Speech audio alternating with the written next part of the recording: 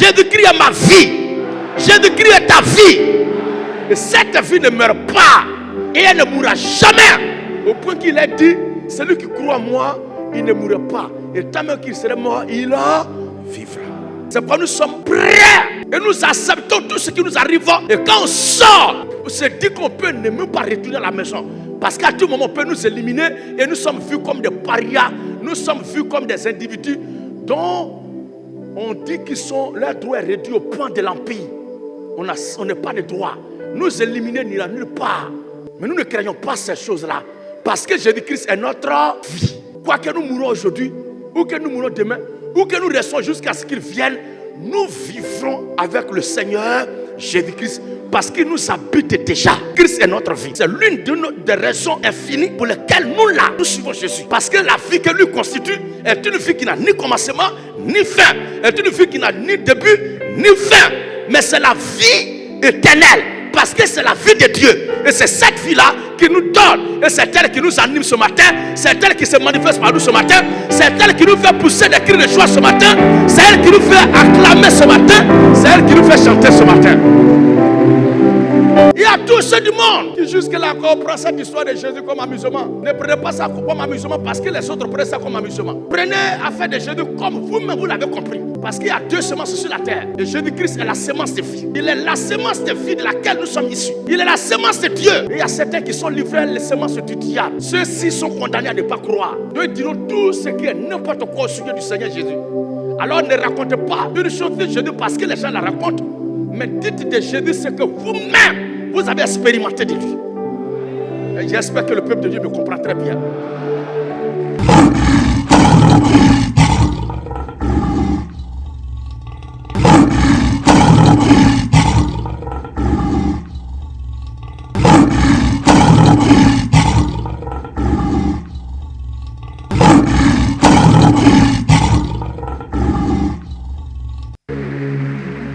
Alléluia! Gloire! Adoration! L'élévation! Maranatha! Maranatha! Vive la révolution de la mort! Abat les statues de Marie! Abat les baptêmes trinitaires! Abat les messes de Guillaume! Abat les fêtes de Toussaint! Abat le ministère de la femme! Abat le colonialisme, le néocolonialisme, abat l'impérialisme, abat les photos religieux, abat les photos babyloniens, et la gloire, Maranatha, Maranatha, on acclame le Seigneur Jésus-Christ.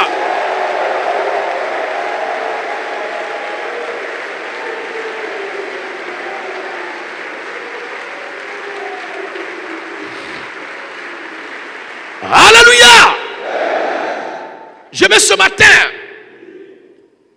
fortifier le peuple de Dieu et m'adresser à ceux qui sont de l'autre côté. Je vais ce matin fortifier la foi du peuple de Dieu, réconforter les enfants de Dieu que nous sommes dans notre position et aussi parler à ceux qui sont de l'autre côté. Que nous les chrétiens, nous avons infiniment de raisons de croire en Jésus-Christ en tant que notre sauveur.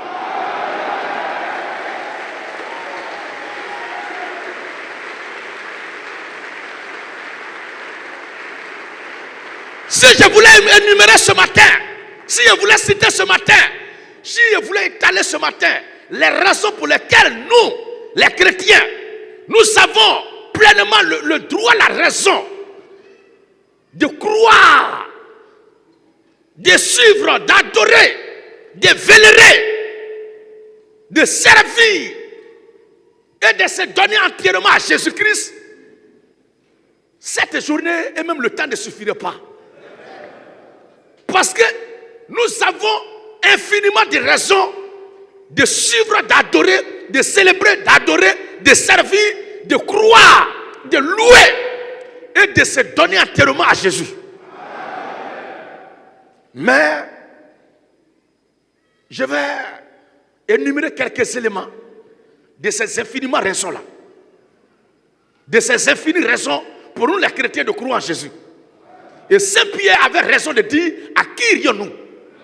Et c'est là le titre ce matin de notre exhortation. À qui irions-nous?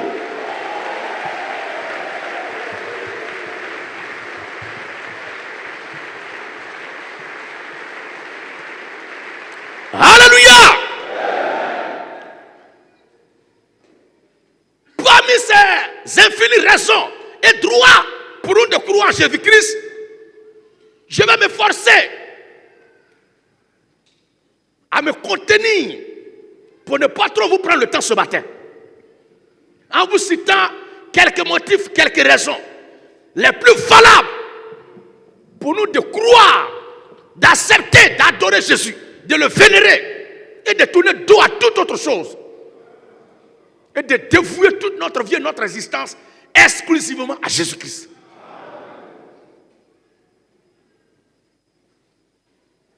Jean chapitre 6, le verset 66 à 70. Et nous allons décoller. C'est dans ce texte de l'Écriture que nous allons puiser ce matin, que nous allons creuser ce matin, pour donner au peuple de Dieu qui n'a pas eu tort de suivre le Seigneur Jésus-Christ, qui n'a pas eu tort d'adorer le Seigneur Jésus-Christ, qui n'a pas à regretter d'avoir suivi et de suivre le Seigneur Jésus-Christ. Simon Pierre a compris très tôt, ce n'était pas un enfant, ce n'était pas un plaisantin, ce n'était pas un bébé gâté, mais c'est un responsable, un père de famille, vu même un grand-père, qui a regardé à droite, il a regardé à gauche. Qu'est-ce qu'il n'a pas encore vu? Qu'est-ce qu'il n'a pas encore entendu? Avec son âge, et il a réalisé, et il a tiré la conclusion la plus objective, la plus pure et juste de toute l'existence, des prises de décision. À qui irions-nous? Nous aussi, nous ne devons pas répéter à l'aveugle. À qui irions-nous comme ça? Mais on doit ce matin étaler quelques éléments des raisons infinies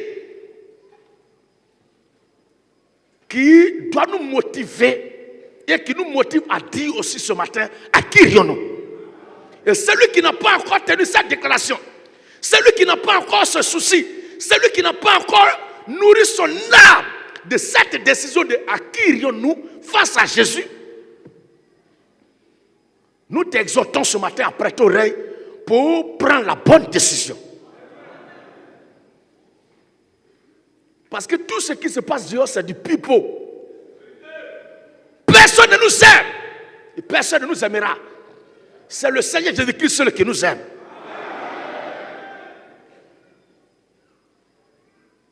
Jean chapitre 6. Asseyez-vous, que nous allons lire tout à l'heure.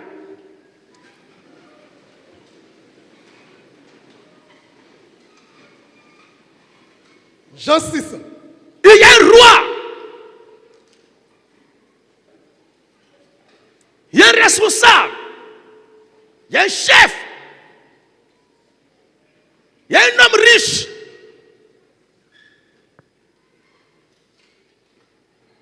Dont les richesses sont innombrables. Dont les richesses sont innombrables. Dont les richesses sont inévaluables. Il s'est marié. Et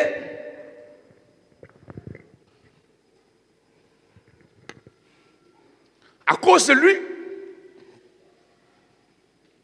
sa femme, la reine, est toujours brillante. Et tout le monde rit avec elle.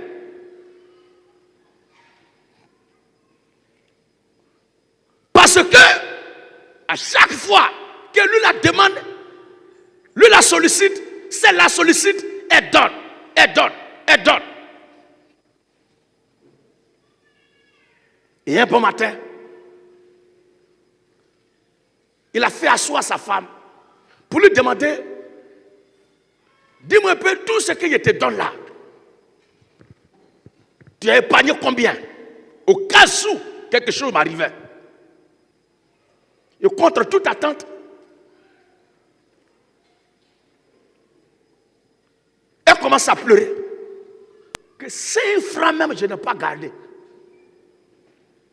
Parce que quand je reçois, lui là m'appelle, celle-là m'appelle, lui là m'appelle, l'autre là m'appelle, et je ne peux même pas garder quelque chose. Alors, pour montrer que ceux à qui elle donne et à cause de qui elle ne peut pas épargner là, elle ne peut pas réaliser là, ils ne peuvent pas satisfaire, ils ne peuvent pas l'aider, ils ne peuvent pas lui accorder le retour qu'elle souhaiterait le jour au cas où son mari là n'était pas là. Pour lui montrer cette leçon, il s'est réveillé un bon matin et il a disparu pour aller dans un petit campement où il n'y a pas de lumière, où il n'y a pas d'électricité. Il s'est débarrassé de téléphone, tout, il a tout éteint et il s'est retiré.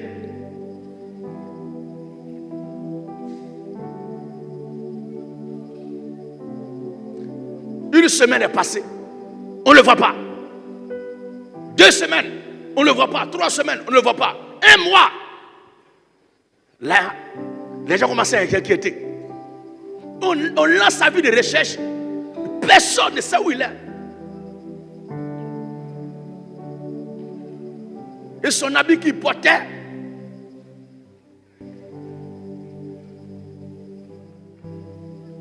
que beaucoup l'ont vu dedans plusieurs fois là.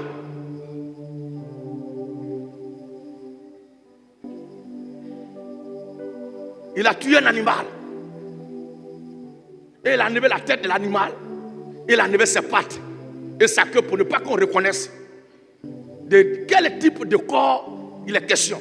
Et il a mis son habit là sur le reste de l'animal. Et l'animal est décomposé avec l'habit là dessus. Et il a mis ça dans un endroit où les gens peuvent voir ça facilement. Et il est passé par quelqu'un qui ne le connaît pas pour dire: ah, j'ai vu quelqu'un qui a un habit de tel qu'on recherchait là. Si un corps qui est pourri là-bas, allez-y demander aux gens de sa famille de venir voir. Est-ce que ce n'est pas lui? Tous ceux qui ont vu habillé en même temps, wow, ils commencent à pleurer. Pour eux, c'est le gars qui est mort.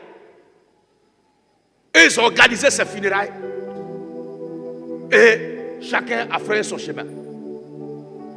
Maintenant, tous ceux qui appelaient sa femme, la reine là, pour demander, et à cause elle n'a pas pu réaliser 5 francs. Alléluia!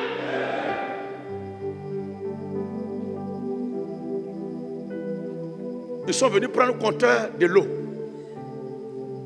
chez le roi. Parce qu'il n'arrivait plus à payer facture. Ils sont venus prendre un compteur aussi d'électricité. Tous les serviteurs qui sont à la maison, chacun a commencé à se chercher. Parce que ça fait 1 mois, 2 mois, 3 mois, on ne les paye pas. Ils ne peuvent pas vivre de souvenirs de leur patron. Souvenirs de patron ne peut pas nourrir femme ni enfant. Ils se sont cherchés. Ceux qu'elle assistait, à cause qu'elle n'a pas pu épargner là, qu'elle appelle lui là, c'est eux qui dit: mais aïe, toi tu es bête ou bien, tu avais marié un grand type comme ça là, donc tu n'as rien réalisé. Avec tout l'argent que toi tu as eu là, nous on peut te donner combien? Nous on peut te donner combien qui va te satisfaire? Elle a dit: ah, tu te moques de nous bien quoi? Avec tout ce que toi tu avais là, ils oublient que tout ce qu'elle avait là, c'était avec eux qu'ils partageaient tout. Et à la fin, elle est assise seule face au miroir de sa vie. Et elle réalise que elle a perdu son temps à aider les gens sans avoir à l'esprit que quand tu es bien placé puis tu aides les gens là, dans ton esprit tu ne dois pas t'entendre à un retour. Parce que Dieu qui nous a créés n'attend rien en retour. Sinon, s'il veut attendre le retour de l'homme, Dieu ne ferait jamais quelque chose pour l'homme. Alors,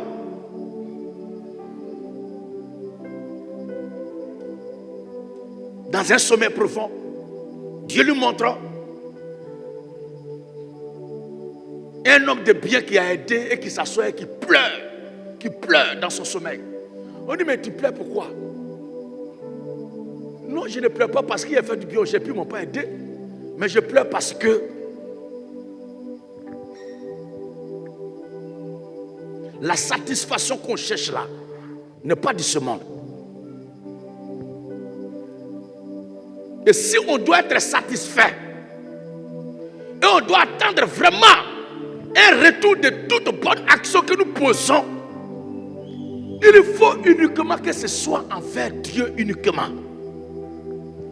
En regardant à Dieu pour faire le bien, en regardant à Dieu pour poser les bonnes actions, le Dieu à qui tu t'es placé la confiance, la foi, et tu agis, tôt ou tard, il va te faire le retour. Et elle et ses enfants, abandonnés à leur propre sort, sont devenus la risée de tout le monde dans le village. Et un jour, contre toute attente, au moment où il était tout le premier de perdre la maison à cause des impôts, la nuit, quelqu'un vient, bien habillé, et il tape la porte. Personne n'ouvre la porte. Alors, comme il avait une clé double, il l'ouvre et puis il rentre et ça va se coucher dans sa chambre. Le lendemain matin, au réveil des mamans, de la reine et des princes et des princesses, il découvre que il y a quelqu'un dans la chambre là-bas.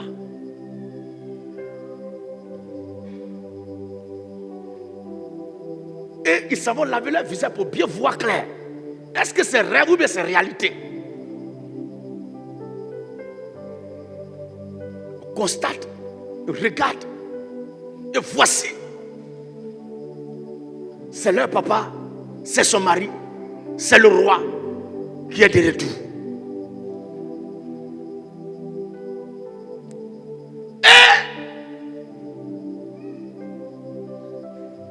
Le bruit s'en va. Et c'est même là l'appel pour dire, mais ton mari est revenu et puis ne nous informe pas.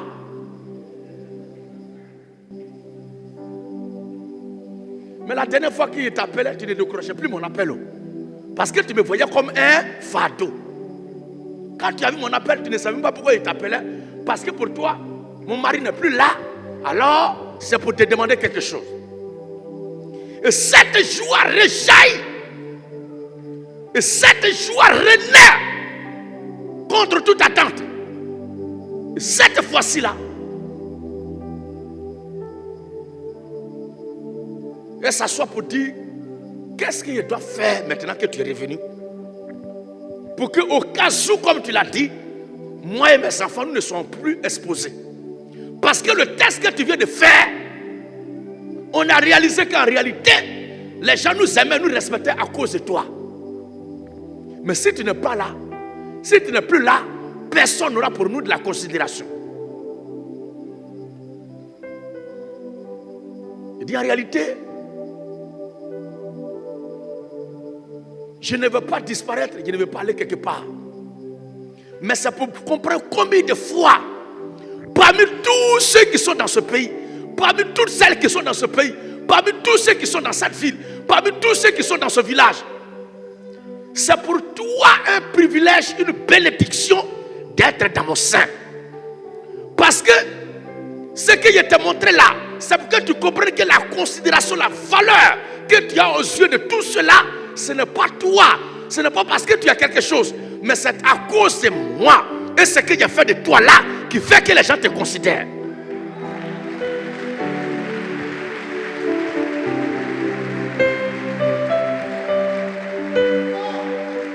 Alléluia. Et le visage des traîtres est dévoilé. Les serviteurs qui ont déserté, ses amis, ses parents qui la critiquaient, qui commençait déjà à la prendre comme une vaurienne, une inconsciente qui était dans l'eau, elle dormait dans l'argent et puis elle n'a rien réalisé. Ils oublient que c'est à cause d'elle à cause qu'elle est pauvre, elle n'a pas pu réaliser. Parce qu'elle se dit que là où je suis là, je ne peux pas être là. Et puis mon petit frère, ma petite soeur, ma grande soeur, mon parent va avoir problème. Et il va me demander, je vais dire non, je ne vais pas le faire. Parce que pour moi, mon mari qui est assis là, tant qu'il est là, et aussi longtemps qu'il sera là, ce n'est pas ce que tu me demandes là qui va me rendre pauvre. C'était un bon raisonnement. C'était une juste pensée. Mais l'être humain a montré son visage. Qu'en réalité, la considération qu'on t'apporte là, c'est à cause de ce que tu donnes. Dans cet exemple est dévoilé la grandeur incommensurable de l'amour du Seigneur Jésus-Christ manifesté envers nous. Les gens nous méprisent parce que le roi est parti. Pour eux, il est mort. Ils nous traitent de tous les noms. Ils nous insultent. Oh! Nous avons oublié notre propre dignité. On a oublié notre propre personne. On crie sous le soleil. On crie dans les rues. On parcourt partout. Les gens nous font du mal. On ne répond pas. Parce que nous possédons en nous le trésor de bonheur et de vie que nous avons à partager avec le monde entier. Et pour cela, ils disent que nous sommes bêtes. Mais quand va apparaître maintenant notre Massaya? Et c'est le Seigneur qui fait en sorte que les choses soient ainsi pour que leur vrai visage soit montré. Alors l'une des raisons capitales pour lesquelles nous les chrétiens, nous les enfants de Dieu, nous avons le droit et nous ne devons pas regretter d'avoir suivi le Seigneur Jésus-Christ, c'est que le Seigneur Jésus-Christ est notre valeur, est celui qui nous valorise, est celui qui nous donne de la valeur, est celui qui donne essence à notre vie.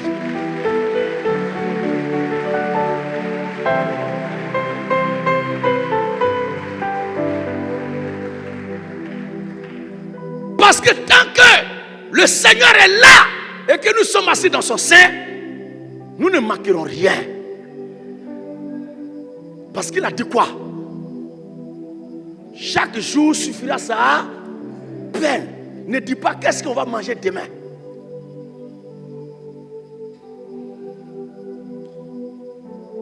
Il est notre valeur.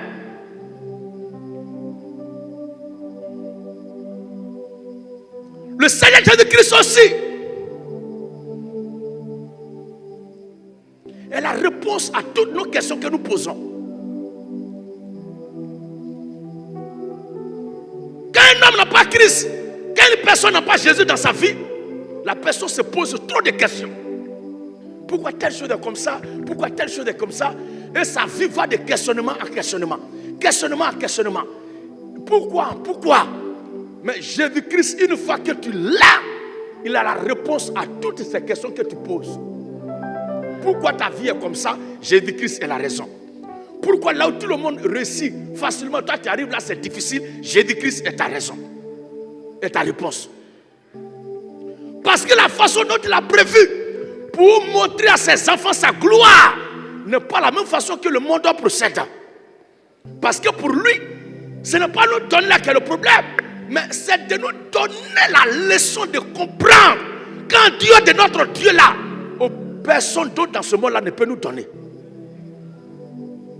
C'est pourquoi là où les gens passent concours, ils donnent l'argent, toi tu donnes.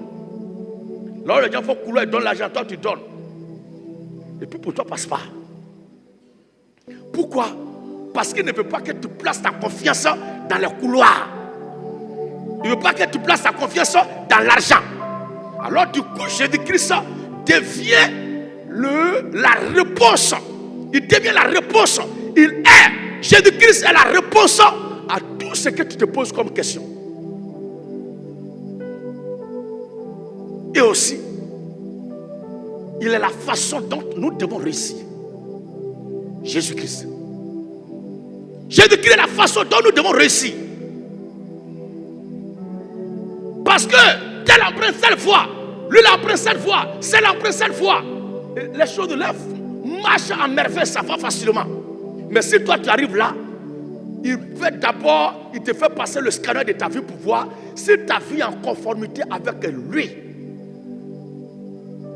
Est-ce que ta manière de vivre, ta façon de penser, ta façon de raisonner, tes pensées cadrent avec lui? Parce qu'il ne veut pas t'accorder le succès, l'exploit, la réussite dans une chose, alors que cette chose-là va t'éloigner de lui. Alors Jésus-Christ est du coup la façon dont nous devons réussir. Jésus-Christ est du coup la façon dont nous devons réussir. Là où les gens finissent de boire et finissent de manger, et puis ça va se coucher, ils dorment tranquillement, et puis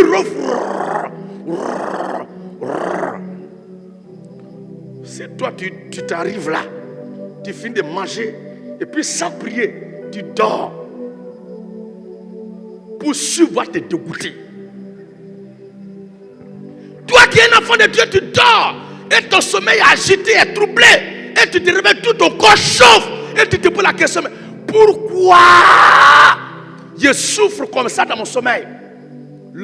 La réponse à cette question, quelque chose, une pensée très faible, fragile dans ton âme, au fond là-bas va se lever pour dire, mais est-ce que tu as prié avant de dormir? Alors dès que tu te réveilles en même temps, premier réflexe, tu te mets à genoux et tu pries. Donc Jésus-Christ est du coup ta manière de dormir.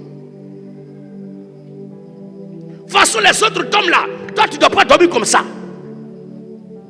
Parce que tu es enfant de lumière. Et ta présence dans tous les endroits où tu passes dérange les forces du mal. Ah, c'est l'un de ceux qui nous ont poursuivis, nous ont cherché du ciel là. C'est un qui est là. Ah, mais il est venu faire quoi ici? Ah, donc vous n'êtes pas resté au ciel là, vous êtes venu derrière nous ici encore. La dernière fois, votre vieux est venu ici nous tourmenter avant le jour. Donc toi aussi, tu veux nous déranger avec ta lumière. Tu te mets à genoux pour prier, sans même lever la voix. On dit tu déranges. Ce n'est pas la portée du son de ta prière. Non, non, non, non, non, non. Ce n'est pas le niveau de ta voix. Non, non, non, non, non. Mais c'est qui tu es avant de prier là. C'est ça qui dérange la nature.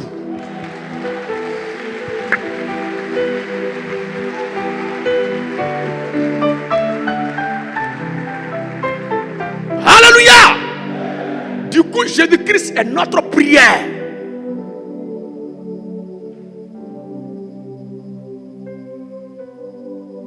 Les gens, regardez vous-même. Quand tu payes un nouveau habit, regardez-moi bien. Moi-même, je commence par moi-même. Dans mon esprit ce matin, dans mon cœur ce matin, je suis bien habillé. Dans mon cœur, je suis bien habillé.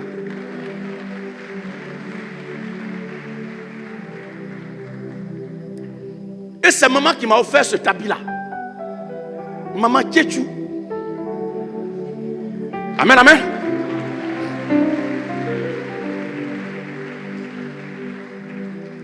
Et comme tout jeune homme, habit là, depuis que maman m'a donné ça, je fais sortir ça chaque jour, je regarde. Ici, quand c'est froissé un peu, je prends fer à repasser, je passe dessus. Quand je vois que l'eau est versée, je vais bien voir pour voir si l'eau n'a pas touché. Donc je prends soin de l'habit là. Parce que pour moi, cet habit là, je dois le porter à une occasion extraordinaire. Et que j'exprime ma joie de porter mon habit. À qui cela est arrivé déjà comme moi? Quand tu payes un nouveau habit, quand tu payes une nouvelle chaussure, quand tu payes une nouvelle chaussure, quand tu as un nouveau portable, quand tu as une nouvelle voiture, alléluia! Si elle est démangeaison, ça te procure une certaine sensation. Il y a une joie qui monte. Mais regardez maintenant, bien aimé. Une fois que ce habit-là qu'il est porté aujourd'hui là, je l'enlève et puis j'envoie ce pressing. Le même argument,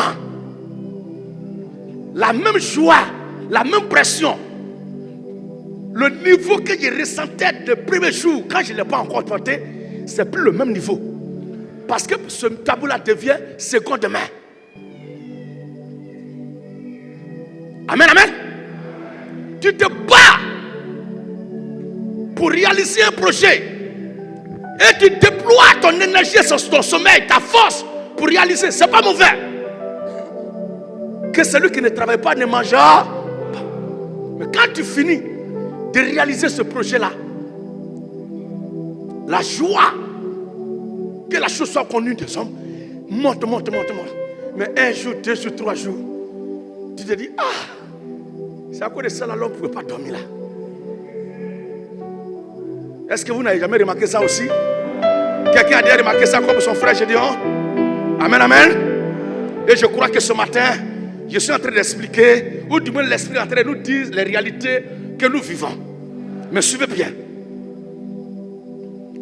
Qu'un homme vient d'une femme, quand une femme est amoureuse d'un homme, les deux se guettent. Le premier jour, il commence à causer. Le portable est dans la main des garçons comme ça.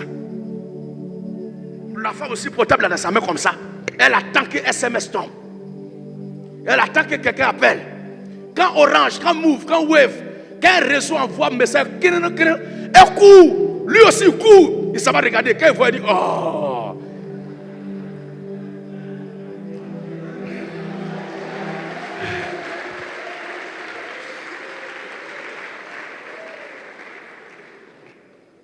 Alléluia. Quand les deux au téléphone cause. Même causer la paix jusqu'à minuit. Même souvent à 2h du matin. Et le jour du rendez-vous, la première fois que vous allez vous voir, où il y aura le premier baiser, où vous allez vous embrasser, Beko. Toi-même, tu te tournes le film dans la tête. Elle aussi, elle tourne le film dans la tête.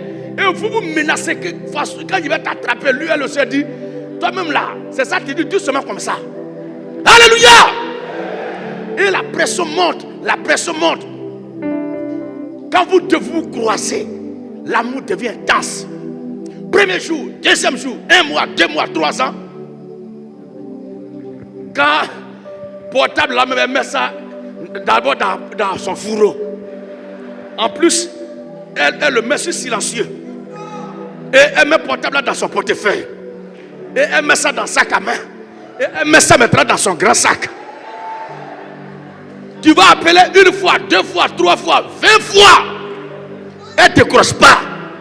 Oh, dès les premières heures, SMS même là, quand elle entend le bruit en même temps, elle vient voir si c'est toi. Toi aussi, c'est la même chose. Quand elle t'appelle, tu vois, tu coupes. Oh, il y a celle-là. Elle aime trop ça. Oh, moi, je n'ai jamais vu une femme qui aime un garçon comme ça. Oh, façon tu m'aimes là, moi, j'aime pas ça. Alléluia!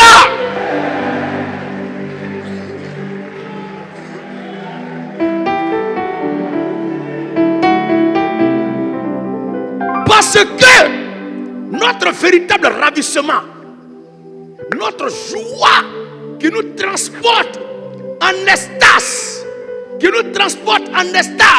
nous met dans la dimension et qui nous garde là-bas toujours et qui ne descend pas, notre bonheur qui ne descend pas, notre joie qui ne descend pas, notre festivité qui ne descend jamais, notre ravissement, c'est le Seigneur Jésus-Christ. Une fois que Christ entre en toi, la joie qu'il produit, quelles que soient les années que ça fait, au fil du temps, quand les jours passent, l'amour, le ravissement de Christ, la joie de Christ en toi s'augmente comme le vin. Lorsqu'il vieillit, il se bonifie.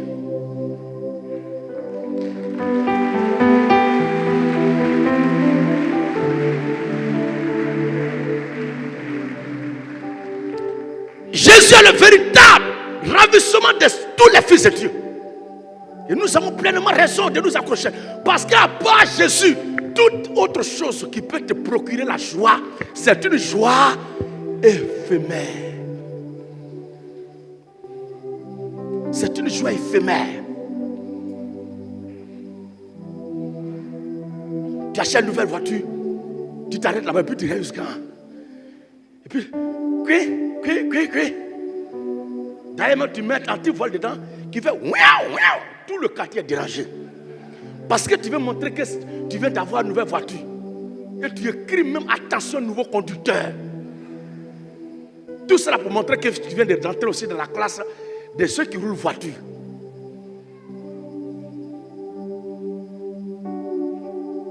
Quand on t'appelle pour dire demain, on va venir te livrer un portable. Ton cœur bat. On t'envoie les ciments des portables. Ah, c'est moi qui ai attrapé le portable, ça là. Quand ton portable vient, tu ne dors pas la nuit.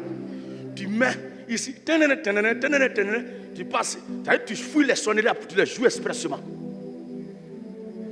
Et tu n'arrives pas à dormir. Le téléphone là dort dans tes mains. Mais un jour, 2 jours, 3 jours, le portable est là-bas, toi-même tu es là-bas. Parce que le bonheur que procure l'appareil, le matériel, est un bonheur, est une joie éphémère. Mais Christ est notre véritable bonheur. Je dis Christ est notre véritable bonheur. Parce que depuis qu'il nous a donné la vie éternelle, depuis qu'il est rentré dans notre vie, tout a changé. Même au milieu de la faim, tu es rassasié. Parce que quelque chose te dit que tôt ou tard, quelqu'un va venir de la part de ton vieux père là, il va forcément pour toi va sortir. Et quand c'est coincé, le bonheur viendra forcément. Parce que tu le possèdes déjà en toi. Christ est notre véritable ravissement. Christ est notre véritable bonheur. Regardez bien.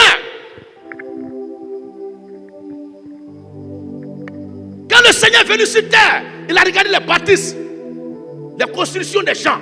Et il dit, il ne restera pas ici pierre sur pierre. Pourquoi il le dit? Même ce bâtiment où nous sommes, même les maisons de chacun, même les réalisations de chacun, même les entreprises de chacun,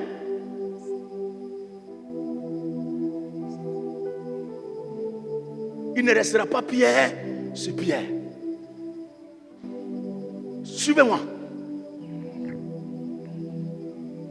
Tu vas chez le couturier et il te coud les habits, tu as choisi le modèle et puis il coud.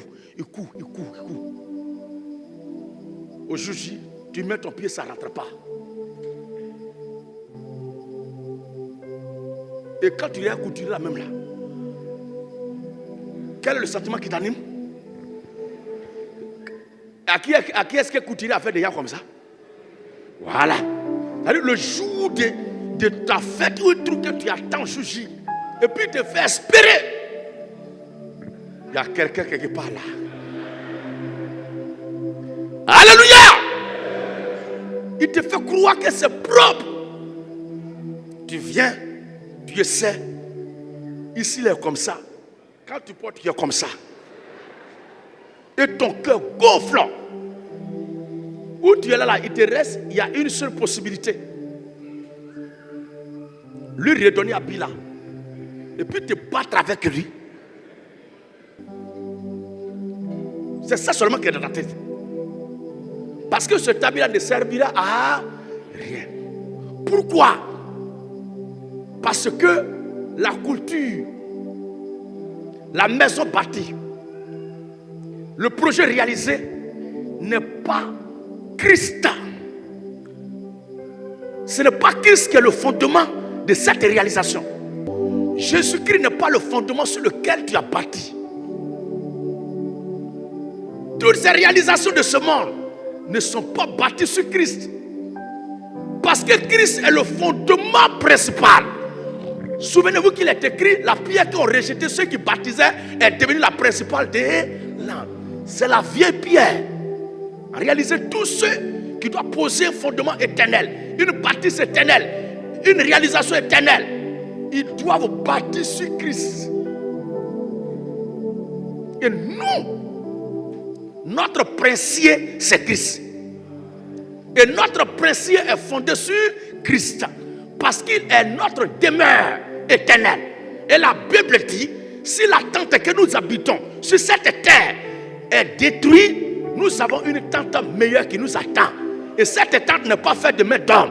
En réalité, là où nous sommes actuellement là, c'est nos cabanes, c'est nos tentes où on doit passer la nuit parce que nous sommes des pèlerins et nous sommes des passages. Mais notre véritable demeure, notre forteresse imprégnable, notre cité aux rues pavées d'or, notre royaume éternel, c'est le Seigneur Jésus-Christ.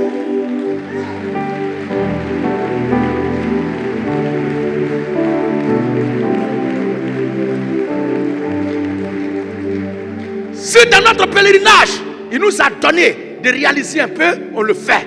Et on attend qu'il vienne. Mais on doit se mettre en tête qu'à tout moment, on peut perdre tout ça là. On doit être préparé psychologiquement à nous débarrasser, à perdre tout bien matériel, toute amitié, toute camaraderie, tout parent, tout ami, toute femme, tout enfant. Parce que Job l'a expérimenté.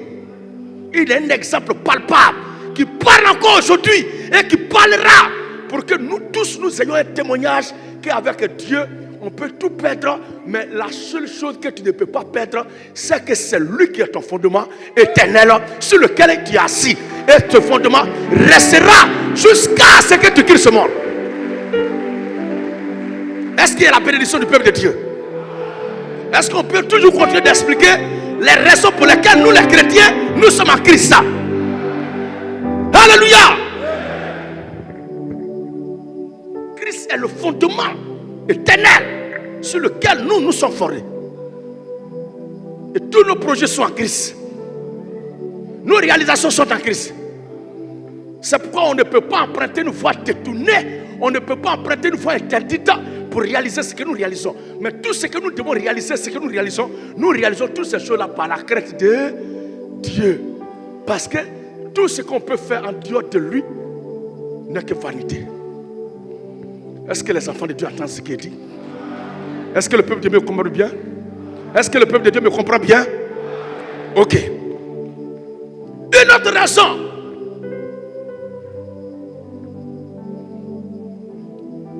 Tu peux avoir un ami. Tu peux avoir un parent. Tu peux avoir un frère. Mais cette amitié, cette fraternité peut prendre un coup à tout moment. Parce que l'être humain ne tarde pas à être déçu.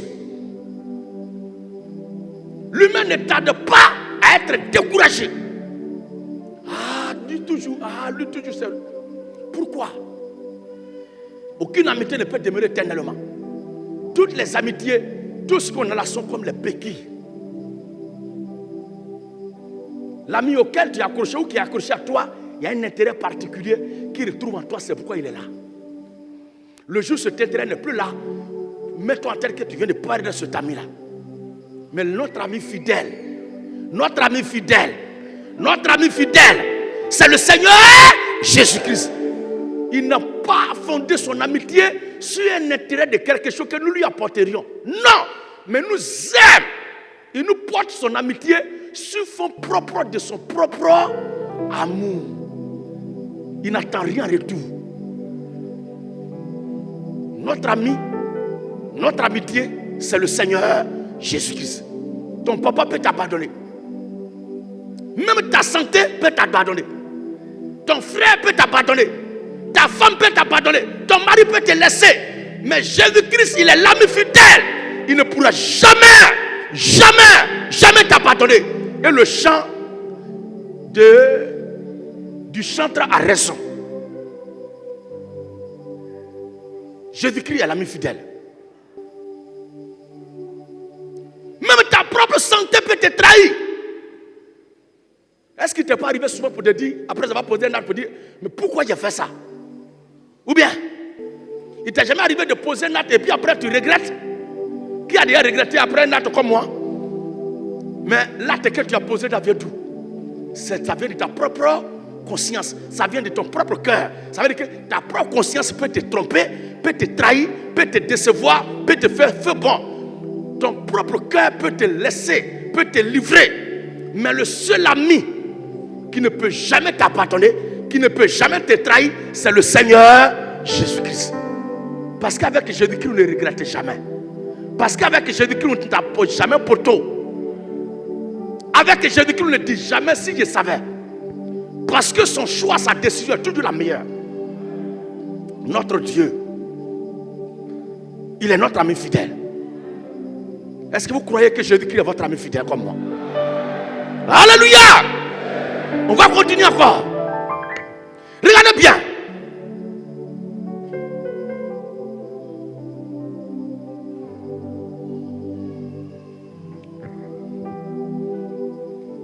Le soleil nous abandonne souvent. Et nous a plusieurs fois abandonné. Il y a des moments où tu attends que le soleil donne un peu. Et tu te dis, ah, il est déjà nuit. Et c'est que tu voulais que le soleil sèche là. Au moment où tu attendais le soleil, ton riz au soleil, ton cacao au soleil, ton produit au soleil, tu as semé quelque chose et tu veux que le soleil vienne pour donner vie à ce que tu as semé. Et le soleil, ça va se coucher pour te laisser.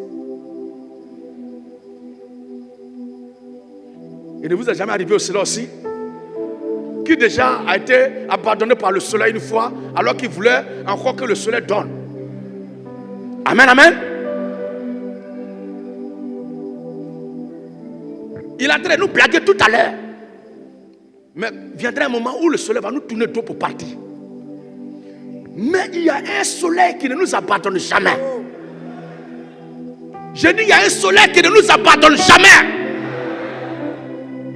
Il est appelé soleil de justice. Des jours comme de nuit, ce soleil donne toujours son éclat, il donne toujours sa lumière, il donne toujours sa chaleur, il donne toujours son rayonnement. Et ce soleil-là, qui est le soleil de justice, c'est le Seigneur Jésus-Christ. Alors Jésus-Christ est notre véritable soleil qui nous illumine des jours comme des nuits.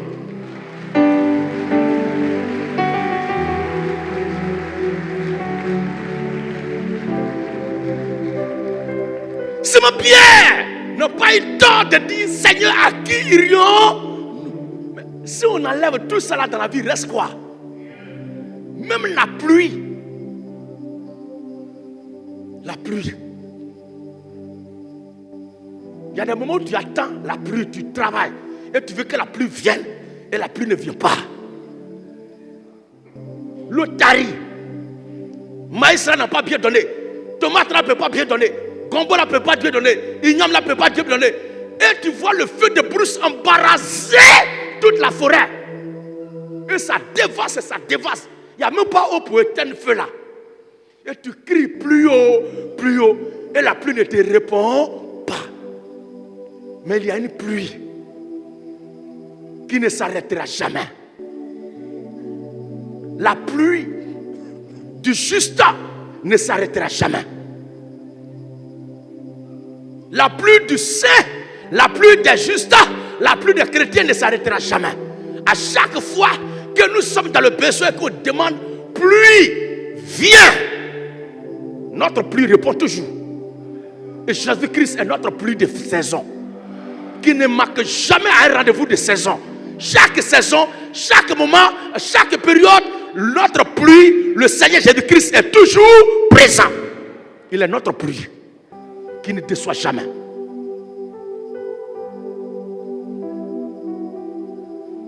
Il y a un feu. Ce feu artificiel là, quand tu mets ta main, ça te brûle, n'est-ce pas? Quand tu mets ta main, ça te brûle. Quand on verse ça sur toi, ça te brûle. Quand tu tombes dedans, ça te brûle, ça te consume. Mais nous, notre feu, il ne nous brûle pas, mais il nous fait du bien. D'ailleurs, même quand toi-même tu es là, tu pries, tu lui demandes feu, viens. Et notre feu, c'est le Seigneur Jésus-Christ. Jésus-Christ est le feu du Saint-Esprit. Il est le feu qui dévore nos liens. Celui qui ne comprend pas, regarde maintenant Meshach, Shadrach, Abednego dans la fournaise ardente. Alors que cette fournaise a été réchauffée 7 fois. Au point que ceux qui sont allés jeter les 3 Hébreux, la Bible dit qu'ils ont été consumés. Mais qu'est-ce qui arriva à Meshach, Shadrach, Abednego? Si quelque chose est arrivé, c'est les cordes qu'ils ont pris pour les ligoter là. Leurs mains, leurs pieds là. Ce sont ces cordes-là qui ont été consumées. Donc nous, notre feu là, il ne nous brûle pas, mais il brûle tout ce qui nous empêche d'avancer.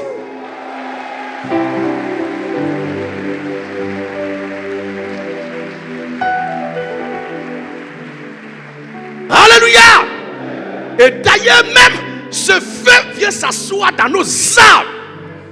Ce matin, je vois dans la salle des flammes de feu, des colonnes de feu qui brûlent devant moi. Je ne vois pas de femmes, je ne vois pas d'hommes, je ne vois pas d'enfants, mais je vois des flammes de feu dans cette salle. Parce que la Bible dit, notre Dieu est un feu dévorant. Et la loi de la reproduction est claire. Si feu dévorant accouche, si feu dévorant accouche, si feu accouche, feu doit accoucher quoi? Le feu doit coucher le feu. Que nous sommes des fils et des filles feu. Si ça n'existe pas en français, je m'en fous. Mais c'est ce que nous sommes. Nous sommes des fils et des filles feu. Alléluia. Vous êtes les reproductions, vous êtes fruit des entrailles du feu dévorant. Vous êtes tous des flammes de feu. Et c'est ce feu-là qui dérange au passage. Jésus-Christ est notre feu qui ne s'éteint jamais. Et il ne s'éteindra jamais. Et il brûle, mais à nous, il ne nous fait pas de mal. Mais tous les insectes, les salamandres, les cafards, les criquets, les moustiques, les magouillards, tous les esprits religieux qui nous frôlent, ça les brûle. Et quand on parle, c'est le feu qui est déversé sur eux et ça les dérange.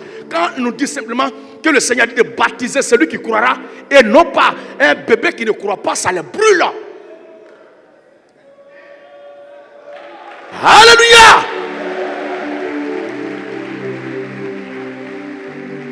Quand on voit femme qui est en train de prêcher la Bible en main, et on lui dit, Bible que tu as dans la main là, c'est pour nous, notre vieux. Il est dit dedans, je ne permets pas à la femme d'enseigner. C'est écrit, alors qu'ils disent, ils aiment Bible là, mais on leur dit ce qui est écrit dans la Bible et ça les dérange. En réalité, ce n'est pas vous qui dérangez, mais c'est ce que vous êtes là qui dérange. C'est que vous êtes des fils et des filles de feu dévorant. C'est ce feu-là, chaque fois que vous ouvrez la bouche, qui brûle et qui fait mal.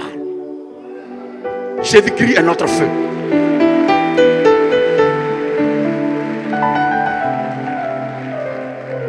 Si moi dit à qui irions-nous? Tu as la parole de la vie éternelle. Nous avons connu, nous avons su que tu es le Christ, le Fils du Dieu vivant. Ça veut dire quoi? Ça veut dire quoi? Quand il y a ouragan, quand il y a des vents violents, quand il y a la tempête, qu'est-ce qui se passe? Les toitures des maisons s'en vont. Sur son passage là, on appelle d'autres typhons. Ça provoque un razzia. Ça dévaste tout. Mais il y a un autre vent qui a soufflé au jour de la Pentecôte.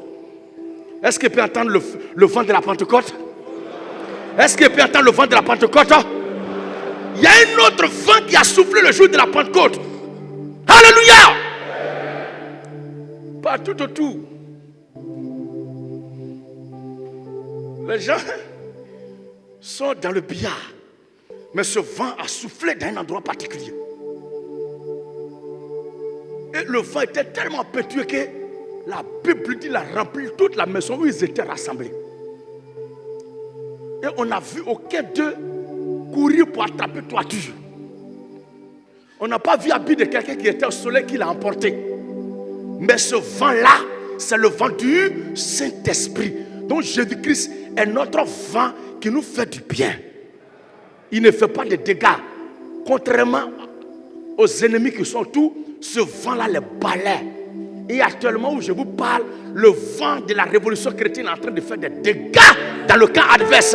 Il est en train de balayer, il est en train de raser, il est en train de détruire, il est en train de dévasser.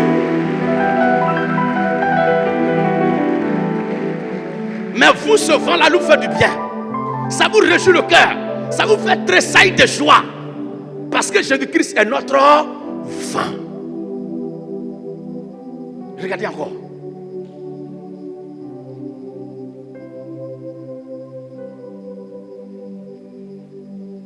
Regardez encore. Il est notre vie. Papa t'a accouché. Maman t'a mis au monde. La vie qui nous sont données là. Le souffle qui nous a été donné à la naissance là. C'est un souffle éphémère. C'est pourquoi les Abraham, les Isaac et les Jacob, l'Écriture dit qu'ils ne sont pas morts. Car le Dieu que nous adorons n'est pas le Dieu des morts. Pourquoi l'Écriture le dit? La vie que tu as héritée de la chair et du sang est une vie éphémère. À tout moment, elle peut t'abandonner. À tout moment, elle peut te laisser. À tout moment, elle peut te relâcher. À tout moment, elle peut t'abandonner, elle peut te trahir. Mais il y a une vie qui n'est pas n'importe quelle vie. Et il y a quelqu'un qui se fait appeler de cette vie-là. Il dit, je suis la résurrection et la vie. Il y a des gens qui sont morts. On veut dire qu'ils se sont réveillés. Des années après, ils sont morts et puis ils ne se sont jamais réveillés. Est-ce que vous le savez? Lors de la crucifixion du Seigneur Jésus, quand ils l'ont attrapé, ils ont demandé, veux-tu qu'on le relâche? Ou bien on relâche Barabbas, ou bien comment il s'appelle là? Ce malfrat là.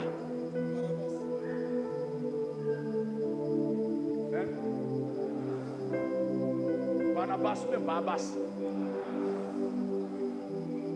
Barabbas. Ce malfaiteur,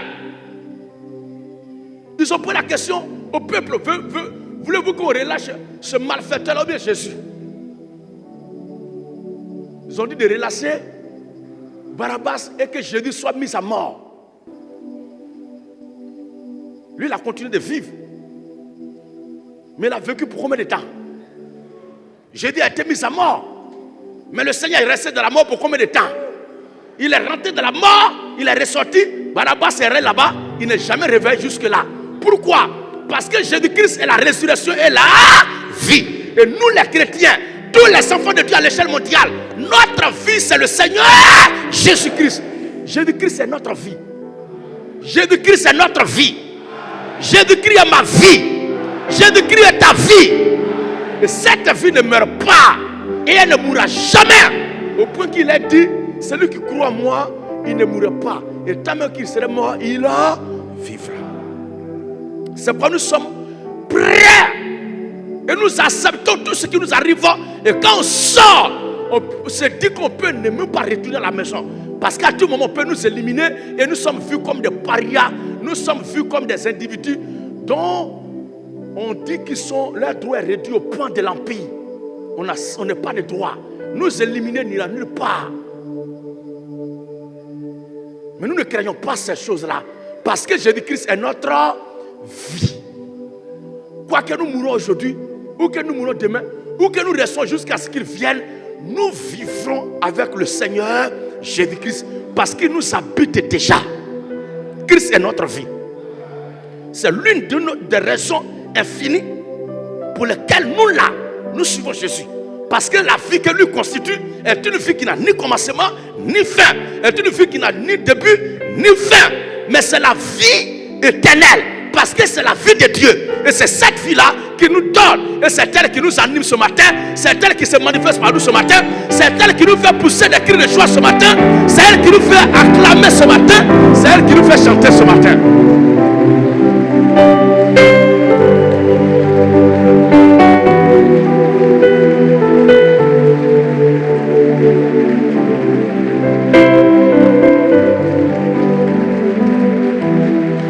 Alléluia. Regardez maintenant. Qui sait comment que Jésus-Christ est son médecin déjà? Oh, est-ce que ça vaut la peine que je creuse là? Regardez bien. Tu peux aller à l'hôpital. Ton docteur, ton médecin le plus habile, il peut se forcer, faire tout. Mais lui-même aussi a besoin d'être soigné.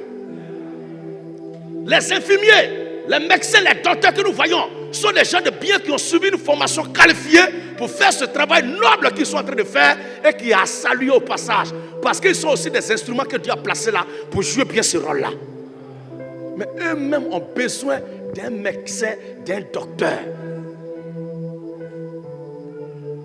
Et ce docteur-là, c'est le nôtre. C'est pourquoi tu vas à l'hôpital. Tu fais tel examen, on dit tu as tant.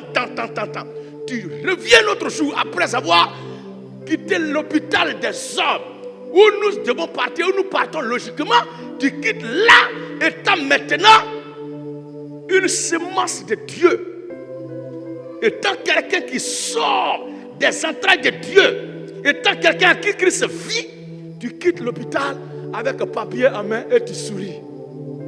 On m'a dit, tu as tellement dit, et puis tu ris. Non. Je viens de l'hôpital, mais je vais maintenant dans l'hôpital.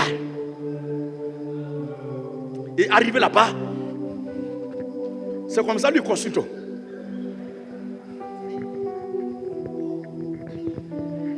Je suis allé ce matin dans les hôpitaux artificiels. Ils ont dit que j'ai tant, et que ce ne peut pas être guéri. Pas que je croyais avoir la guérison là-bas, mais je suis allé pour voir les limites, pour venir vers toi et te montrer, et montrer au monde entier que mon Dieu que j'adore est capable de tout. Alors, je vais retourner demain pour refaire l'examen là. Donne-le maintenant, toi, ton résultat. Amen. Au nom de Jésus. Alléluia. Tu reviens, on dit quoi? Non, comme il y a rendez-vous aujourd'hui là, c'était pour refaire l'examen là. Tu donnes le papier antérieur et puis on te refait l'examen antérieur. Tu te moques de nous bien quoi? Les gens sont malades, on les attend, ils nous attendent, on doit s'occuper depuis toi. Tu viens ici, tu n'as pas de problème. Il dit, mais c'est ici même, j'ai fait ça là, on m'a dit que... Oui, mais tu n'as rien. C'est un examen de deux personnes différentes. Que ce qu'on voit ce matin là, ça n'a rien à voir avec ce qui est ici. D'ailleurs, même dans ta pièce, on va voir. Regarde pièce, on regarde. Mais tu n'as rien. Je n'ai rien. Pas que tu es étonné, mais c'était pour voir de quoi ton Dieu est capable.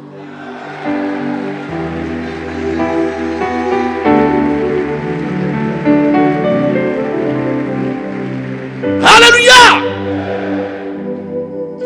Et quand ta foi est grande et qu'il n'a pas besoin de te donner ces petites leçons-là, tu t'en vas, on te prescrit un truc là. On dit, bon, c'est que tu as là, c'est que je prends ça là, tu vas aller te traiter avec ça, prends un médicament ça là.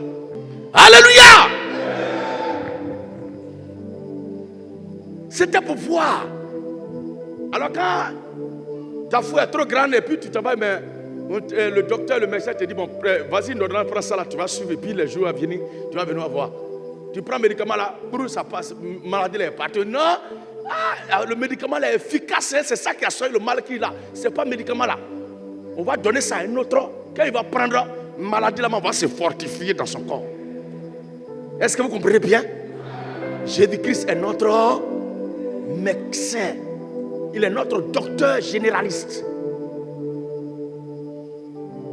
Les hommes se trompent de prescription médicale. Mais ça n'arrive pas. Mais nous, notre docteur, il ne se trompe jamais. Il ne se trompe pas jamais. Il est celui qui change les donne. On dit tellement incurable, il n'y a pas de solution. Mais Jésus-Christ est notre solution. N'oubliez pas qu'au départ, il est la réponse à toutes nos questions. Vous vous souvenez déjà? À l'introduction, Jésus-Christ est la réponse à toutes nos questions.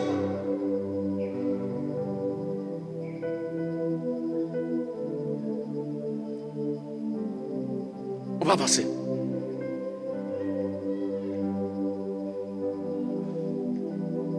Jésus-Christ est notre rajeunissement.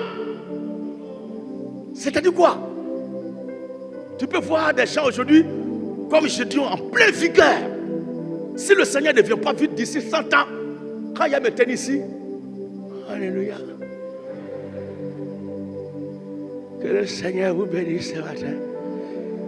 Une fois, maman Poutou et moi, je l'ai regardé jusqu'à, je dit, mais Poutou, il y a un cheveu blanc dans sa tête ces 2 jours-là. Mais d'ici 50 ans, quand tu vas, papa, oui, bonjour. Dès que tu commences à faire, allez directement au garage là-bas. Tu ne peux pas me suivre comme ça. Il dit, mais de toute façon, ton front est lourd là. Est-ce que tu pourras supporter le poids de ton front quand tu vas vieillir? Et on prend ça pour t'attacher. Et elle dit, mais de toute façon, toi, tu es grand de taille là, tu cries là. D'ici 100 ans, est-ce que toi-même, tu vas forcément me voir? Et puis tu vas me dire, je ne vais pas te suivre. Toi-même, tu vas sortir pour aller où? Donc, escalier qui est là, on va mettre ascenseur dedans. Et puis, il va descendre. Les anciens, tous les anciens qui sont là seront tous des vieux. Alors, on va recruter des jeunes gens qui vont me transporter pour venir ici. On va dire, mais, parce qu'en Afrique, quand quelqu'un vieillit, c'est forcément un sorcier. Amen, amen. Quand quelqu'un vieillit, c'est un sorcier. On dit, mais c'est qu'un pasteur, il ne meurt pas depuis là. Tous les jeunes meurent, mais lui, il est là. C'est un sorcier, il bouffe les fidèles. Alléluia!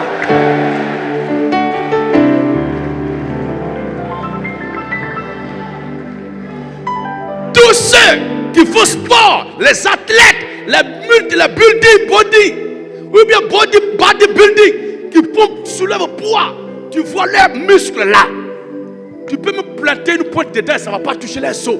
Il peut soulever un poids de 500 kilos. Regardez notre frère Iron de Burkina Faso. C'est une véritable machine. Il soulève les choses. Où il est là.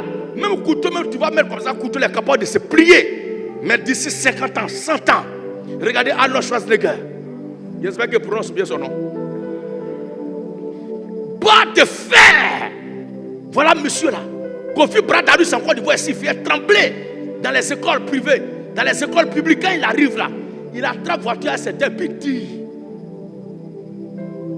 Mais des années après, il était dans le fauteuil roulant. Et il ne peut même pas se tenir sur ses pieds.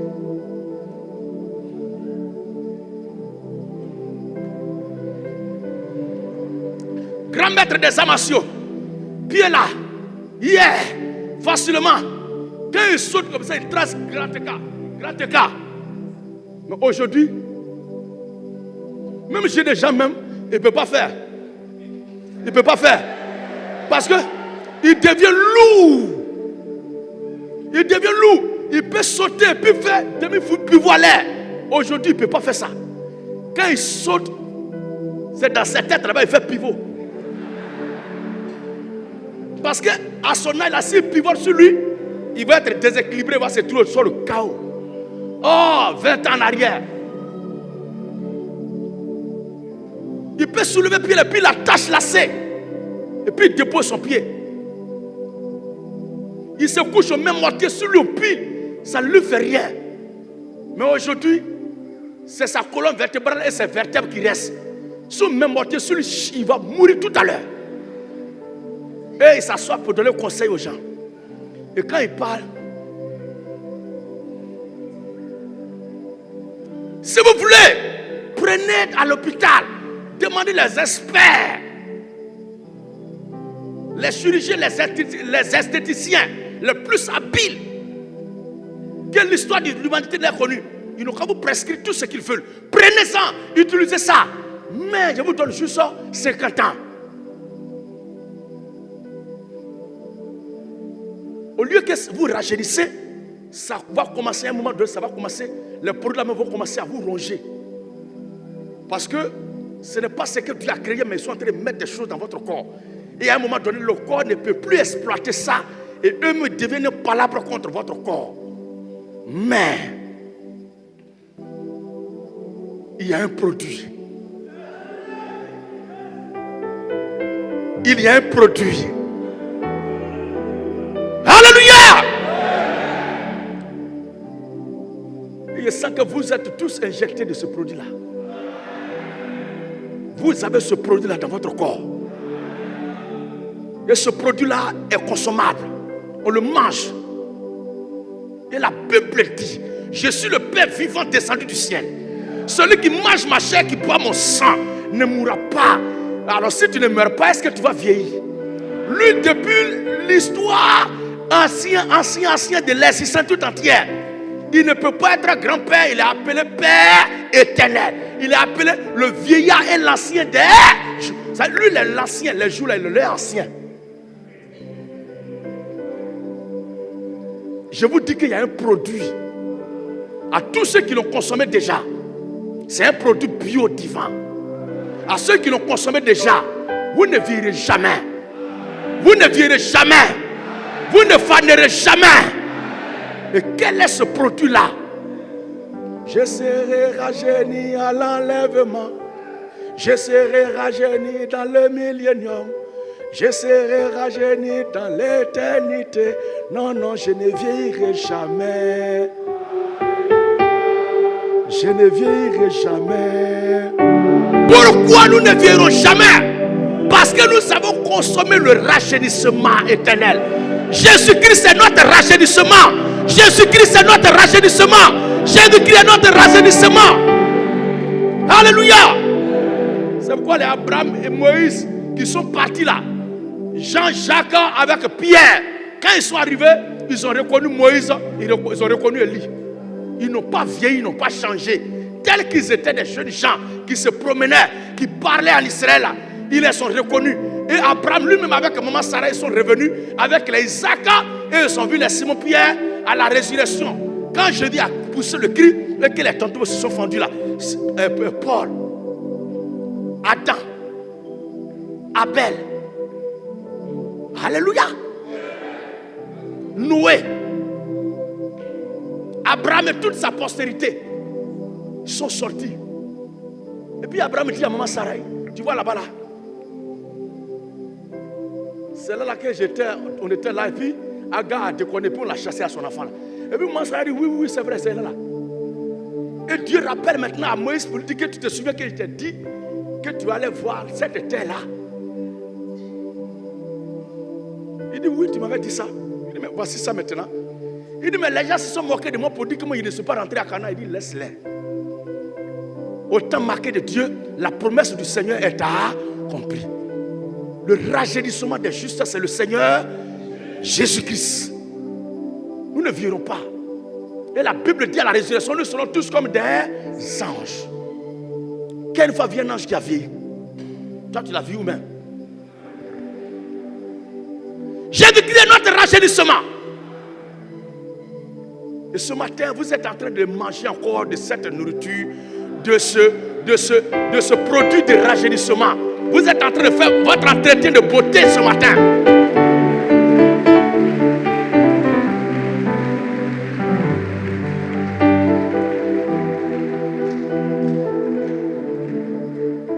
On ne va pas tout situer aujourd'hui. On va prendre juste un dernier élément pour lequel nous les chrétiens, nous avons pleinement notre raison de croire au Seigneur Jésus-Christ. Parce que tout ce que nous sommes en train de citer, si on enlève ça de la vie d'un homme, il lui reste quoi? Simon Pierre a raison de dire, à qui irions-nous? À qui irions-nous?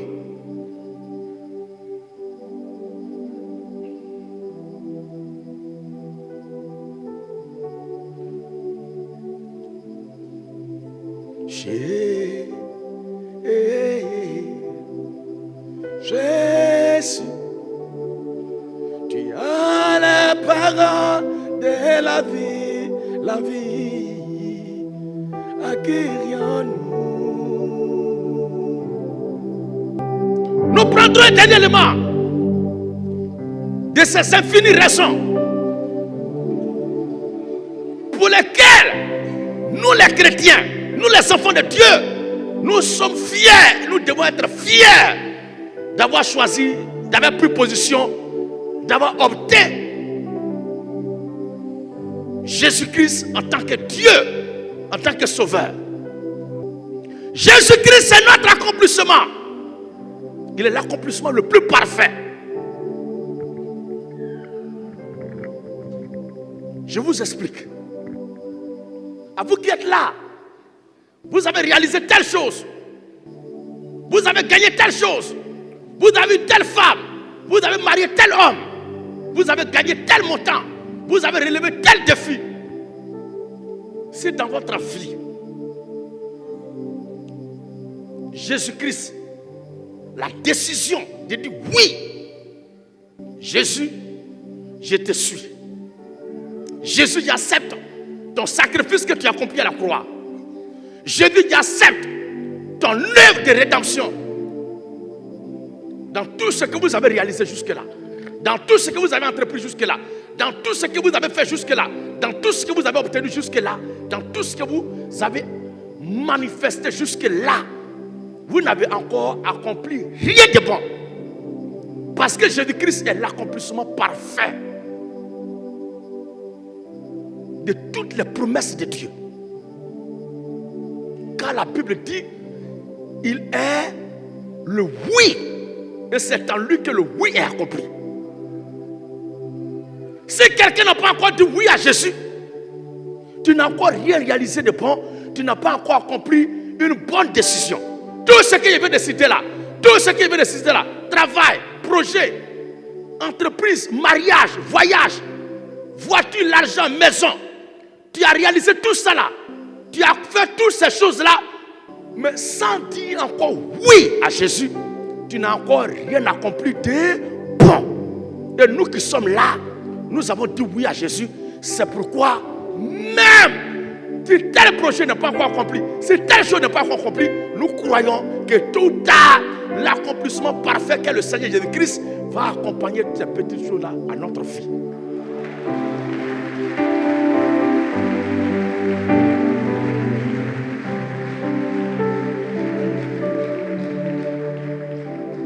Simon-Pierre dit: à qui irions-nous? Pendant que les autres sont choqués, ils sont scandalisés, ils sont troublés, ils sont dérangés par ce que le Seigneur a dit. Il a regardé derrière, mais vous là, vous ne voulez pas partir aussi. Et Simon dit: à qui irions-nous? À qui irions-nous? Parce que Simon-Pierre, depuis que Jésus a commencé là, lui là, il a appelé, Jésus l'a appelé là. Simon-Pierre a suivi de près. Au point qu'il est le trésor le plus précieux. Il est le personnel le plus vital. Il est le parent le plus sûr. Il est l'ami le plus fidèle. Il est le docteur le plus parfait. Il est le boulanger le plus pourvoyeur. Il est le pécheur le plus excellent. Il est le guérisseur. Jamais l'humanité n'a connu. Il est le donateur dont les entrailles et les réserves sont intarissables. Quand Jésus a annoncé sa mort, Simon-Pierre s'est fâché. Il dit: petit, arrête-moi pour toi là. Tu ne mourras pas. Parce que Simon a regardé tout ce que le Seigneur constitue. Alors un tel homme va mourir là. Mais il reste quoi encore à l'humanité et à l'existence encore? Simon dit: non, tu ne mourras pas. Oh, le Seigneur Jésus-Christ mourra, c'était stratégique. Parce qu'une semence qui n'est pas tombée dans la terre, qui n'est pas pourrie, elle ne peut pas repousser pour sortir plusieurs grains. Oh, le Seigneur doit faire une culture industrielle. Vous devez être ici aujourd'hui croire en Jésus. Les frères de Ouaga devaient croire, les frères de Congo devaient croire, les frères du Gabon devaient croire. Mais si le Seigneur Jésus-Christ ne mourrait pas, ces semences-là ne vont pas être fructifiées. Cette semence-là ne va pas être fructifiée. Mais Simon-Pierre avait aussi raison. Parce que quand il voit tout ce que le Seigneur est pour lui et pour la création tout entière, si Jésus est mort, la création n'a plus de sens d'existence. Le fondement de l'existence a été arraché. Mais la mort du Seigneur n'était pas destinée n'était pas une mort qui était le malheur, mais c'était une mort qui était pour la délivrance et la libération de son peuple. Il est notre accomplissement.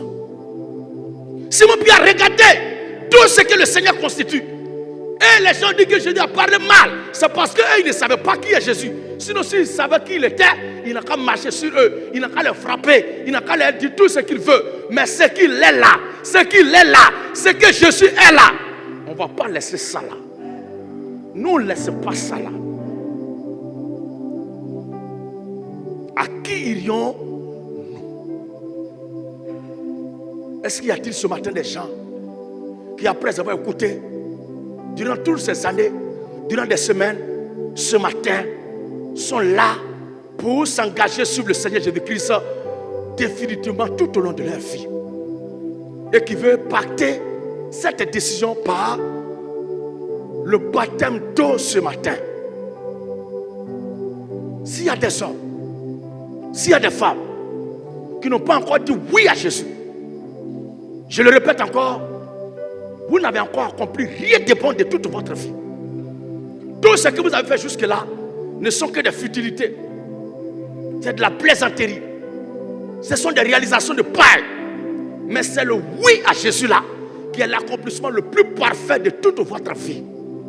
Alléluia!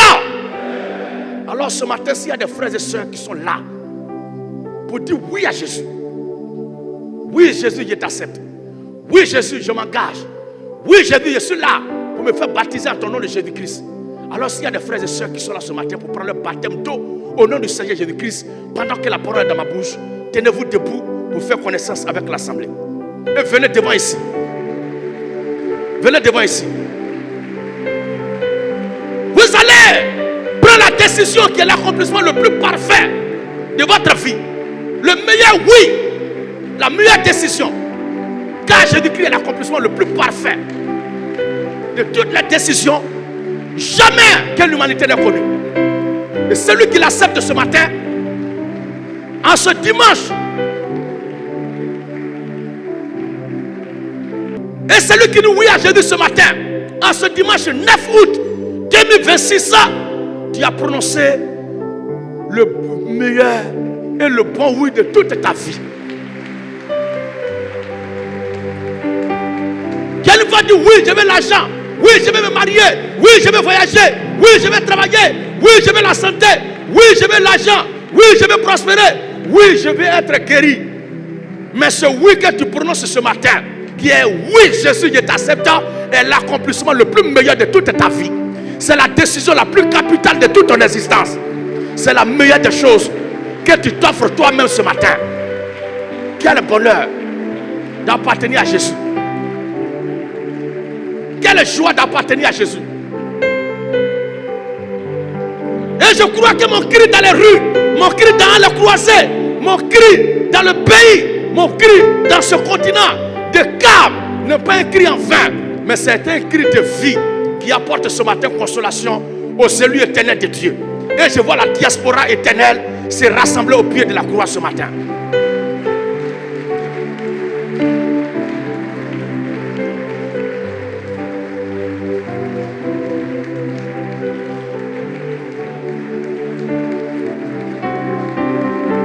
Il n'y a pas de prix à payer. Il n'y a pas de transport. Il n'y a pas l'argent. Il n'y a pas de cas de baptême. Il n'y a pas de cas de membre à payer. Celui qui croira qui sera baptisé sera sauvé.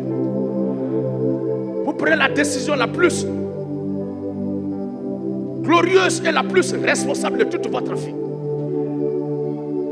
Ce oui vous conduira à l'éternité.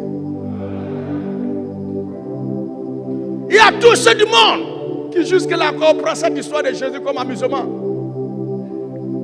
Ne prenez pas ça comme amusement parce que les autres prennent ça comme amusement. Prenez affaire de Jésus comme vous-même vous l'avez compris. Parce qu'il y a deux semences sur la terre. Et Jésus-Christ est la semence de vie. Si je pouvais creuser encore, mais le temps est parti maintenant. Il est la semence de vie de laquelle nous sommes issus. Il est la semence de Dieu. Et il y a certains qui sont livrés les semences du diable.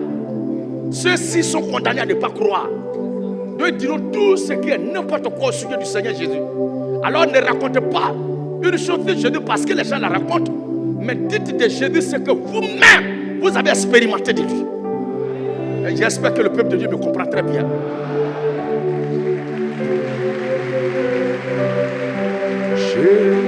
Merci Seigneur pour cette parole de vie que tu nous as accordée en ce jour. Je suis forcé sur la force que tu as pour faire passer ta volonté à ton peuple et faire comprendre à tes rachetés tout ce que tu représentes pour nous. Le temps est court et je n'ai pas pu énumérer tout ce que tu représentes pour nous. Mais ton esprit ouvrira davantage ses portes dans l'esprit de tes enfants. Pour leur donner de comprendre l'immensité, la latitude de tout ce que tu constitues pour nous. Car pour nous, si on t'arrachait l'humanité, l'existence tout entière n'a plus rien. Parce que tu es l'arbre de vie. Parce que tu es notre torrent d'eau de vie intarissable. Tu es aussi celui à qui appartient les clés éternelles. Et tu es notre clé qui ouvre la porte pour l'éternité. Tu es notre foi. Tu es notre enlèvement. Tu es même notre éternité. Tu es notre royaume éternel dans lequel nous serons bientôt. Que tu es grand.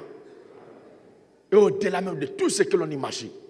Et ce que je viens de dire ce matin est petit par rapport à ce que tu es.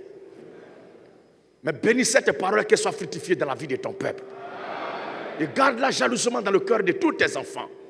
Et que ces nouvelles âmes à qui tu permets aujourd'hui de s'engager avec toi soient gardées dans la foi jusqu'à ton apparition. Qu'il en soit ainsi au nom du Seigneur Jésus-Christ. Amen.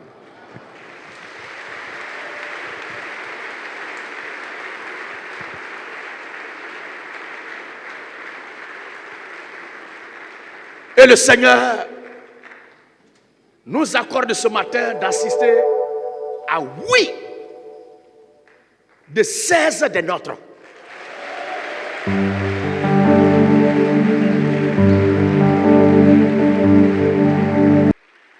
Regagnez vos places dans la paix du Seigneur.